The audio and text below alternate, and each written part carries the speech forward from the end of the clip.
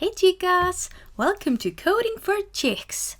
In this first lesson, I would like to start by introducing you to a programming language called Python. But don't worry, it has nothing to do with snakes.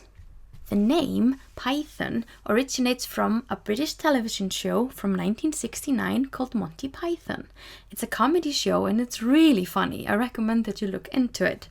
The guy here in the middle, his name is Eric Idle, and our development environment is actually called Idle after him. But why choose Python? Python is one of my favorite programming languages. It's versatile, you can do pretty much everything with it.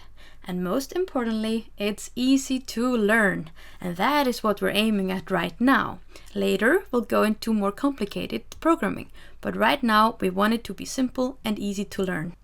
But who is the genius behind it all? That is this guy, Guido van Rossum. I apologize if I'm not saying it right, he's Dutch. Apparently he's working for Google now, but in 1989 he was on his Christmas vacation, and as it happens he didn't have anything to do at the time. So what do you do when you're bored and on your Christmas vacation? Well, you start by developing your own programming language, of course! Which he did, and in 1994 he published the first version.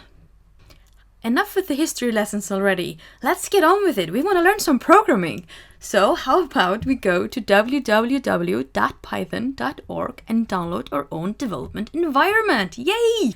So, what you see when you enter the magical land of Python, the website, is, well, it's a lot of stuff. It's gonna be very useful later. But right now we're just gonna ignore it. What we're gonna do is go to the downloads part of the page. So press this downloads button up here.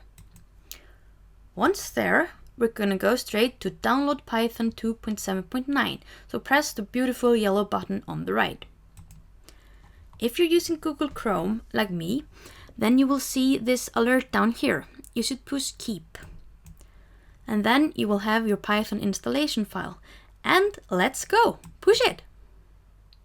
Look at you, you're installing your own Python. So on the first page, it's gonna ask you if you want to install for all users of the computer or only for yourself. In this case, I think sharing is caring. So let's just leave it as it is and click next. On the second page, we're choosing where to put our Python files. We can just write a direction here if we want. But I would just leave that as it is and press next. On the third page, we're just gonna make a small change. Scroll all the way down where you will see Add Python Exec to Path. You're gonna push the small black arrow on the right and take the top choice. That is, will be installed on local hard drive. By doing this, you will be able to write Python into command prompt. It's actually a good feature to have even though you won't use it for now. So press next and you will see the installation happen. Now if you have user account control settings, you might have gotten a pop-up warning you. Just press yes if you see it. Then the installation should continue happening. And once it is finished, you're ready to go. This is the final screen of our Windows installation.